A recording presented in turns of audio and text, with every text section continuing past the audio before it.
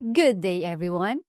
Welcome back sa ating 28-day Bible Study, kung saan ay isa-isa nating pinag-aaralan ang 28 fundamental beliefs ng Seventh-day Adventist Church. Noong nakaraang pag-aaral ay napag-usapan natin ang tungkol sa creation o paglalang. Natutunan natin na nilikha ng Diyos ang mundo at ang lahat ng narito. Ngunit sa lahat ng kanyang nilikha, may isang natatangi, ang tao.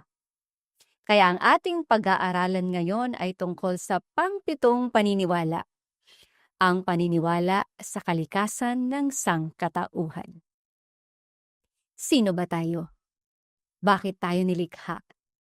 Ano ang nangyari sa tao matapos pumasok ang kasalanan? Ayon sa Biblia, ang tao ay hindi aksidente. Hindi tayo produkto lamang ng pagkakataon. Tayo ay espesyal na nilikha ng Diyos. Sa Genesis 1:26-27, sinabi ng Diyos, "Lalangin natin ang tao sa ating larawan, ayon sa ating wangis." At nilikha niya ang tao na lalaki at babae. Napakaganda ng katotohanan ito. Sa lahat ng nilikha ng Diyos, ang tao lamang ang sinabing nilikha ayon sa kanyang larawan. Ano ang ibig sabihin nito? Hindi ibig sabihin na kamukha natin ang Diyos sa pisikal na anyo. Ang ibig sabihin ay binigyan niya tayo ng mga kakayahang sumasalamin sa kanyang karakter. Para mas madali nating maunawaan, tingnan natin ang 4 na katangiang ibinigay ng Diyos sa tao. Una, tayo ay nilikha ng may kamalayan. Hindi lamang natin nakikita ang mundo sa ating paligid. Naiintindihan din natin ito. May kakayahan tayong mag-isip, matuto, magpasya at magplano. Nakakapag-isip tayo tungkol sa nakaraan, kasalukuyan at hinaharap. Kaya may malay tayo sa lahat ng nangyayari sa atin. Ito ay makikita sa Genesis 2:19-20, kung saan ipinadala ng Diyos ang mga hayop kay Adan upang pangalanan niya ang mga ito. Ipinapakita nito na binigyan ng Diyos ang tao ng kakayahang mag-isip, magsuri at gumawa ng mga desisyon.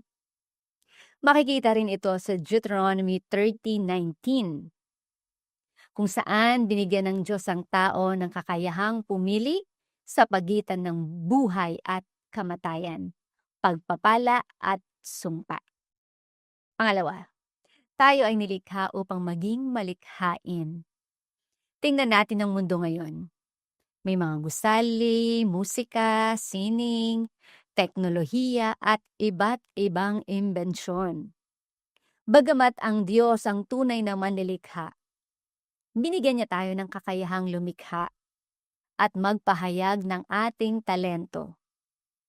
Ang kakayahang magdisenyo, magtayo, magsulat at mag-imbento ay bahagi ng regalong ibinigay niya sa atin. Sa Genesis 1:27, nilikha tayo ng Diyos ayon sa kanyang larawan. Dahil ang Diyos ay manlilikha, binigyan din niya tayo ng kakayahang maging malikhain.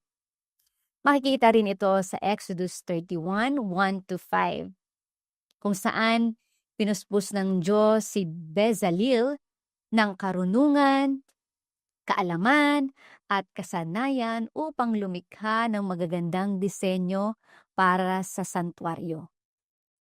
Ipinapakita nito na ang talento, sining at paglikha ay may kaloob na nagmumula sa Diyos. Pangatlo, tayo ay nilikha upang mamahala. Sa Genesis 1:28, ibinigay ng Diyos kina Adan at Eva ang responsibilidad na pangalagaan ang kanyang nilikha. Ipinapakita nito na tayo ay hindi lamang nakatira sa mundo. Tayo ay mga katiwala ng Diyos. Kaya mahalagang pangalagaan natin ang kalikasan. ang ating katawan, ang ating pamilya, at ang mga biyayang ipinagkatiwala niya sa atin. Pang-apat, tayo ay nilikha na may kalayaan. Mahalaga ito. Hindi tayo ginawang robot ng Diyos. Binigyan niya tayo ng kakayahang pumili. So, maaari tayong sumunod o tumanggi. Maaari tayong magmahal o lumayo. Dahil ang tunay na pag-ibig ay hindi napipilitan. Gusto ng Diyos na piliin natin siya dahil mahal natin siya. Hindi dahil wala tayong ibang pagpipilian. Sa simula, sina Adan at Eva ay namuhay sa isang perpektong kapaligiran. Mayroon silang malapit na relasyon sa Diyos. Walang sakit, walang pagdurusa, walang kamatayan, ngunit may isang utos ang Diyos. Genesis 2:16-17. Pinayagan silang kumain ng bunga ng lahat ng puno sa halamanan maliban sa isa. Ngunit pinili nilang sumuway.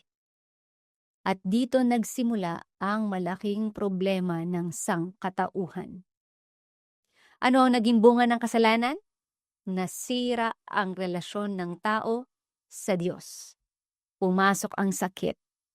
Pumasok ang takot, pumasok ang pagdurusa, at pumasok ang kamatayan. Romans 5:12. Dahil sa isang tao ay pumasok ang kasalanan sa sanlibutan, at sa pamamagitan ng kasalanan ay ang kamatayan. Mula noon, lahat tayo ay naapektuhan ng kasalanan. Hindi natin kailangang turuang magsinungaling ang bata. Hindi natin kailangan turuang maging makasarili ang tao. Natural na ito na lumalabas dahil lahat tayo ay isinilang sa isang makasalanang mundo. Ngunit hindi dito nagtatapos ang kwento. Kahit nagkasala ang tao, hindi siya iniwan ng Diyos. Sa halip, gumawa ang Diyos ng paraan upang tayo ay maligtas. Ito ang dahilan kung bakit isinugo niya si Jesus. John 3:16. Sapagkat gayon na lamang ang pag-ibig ng Diyos sa sanlibutan na ibinigay niya ang kanyang bugtong na anak. Ang magandang balita ay ito. Bagamat tayo ay makasalanan, mahal pa rin tayo ng Diyos. Bagamat tayo ay bumagsak, nais niya tayong ibangon. Bagamat tayo ay nasira ng kasalanan, kaya niya tayong baguhin. Sa pamamagitan ni Kristo, maaari tayong magkaroon muli ng relasyon sa Diyos. Kaya ano ang paniniwalaan natin ngayon? Tayo ay nilikha ayon sa larawan ng Diyos. Tayo ay may kamalayan, pagkamalikhain, responsibilidad at kalayaan. Ngunit dahil sa kasalanan, nasira ang relasyon ng tao sa Diyos. At dahil mahal tayo ng Diyos, naglaan siya ng paraan upang tayo ay mailigtas sa pamamagitan ni Jesus. Kaya kaibigan, maaaring may mga pagkakamali tayong nagawa sa buhay. Maaaring may mga pagkakataong pakiramdam natin ay hindi tayo karapat-dapat. Ngunit tandaan mo ito. Ang iyong halaga ay hindi nakabase sa iyong pagkukulang. Ang iyong halaga ay nakabase sa katotohanang ikaw ay nilikha at minamahal ng Diyos. Maraming salamat sa pagsama sa ating pag-aaral ngayon. Ako muli si Mary Me na nagpapaalala. Mary Me mang oras na naisip mo na wala kang halaga. Pero tandaan mo, hindi ka aksidente. Hindi ka nakalimutan. Ikaw ay nilikha ng Diyos, mahal ng Diyos, at may layunin ng Diyos para sa iyong buhay. God bless us all.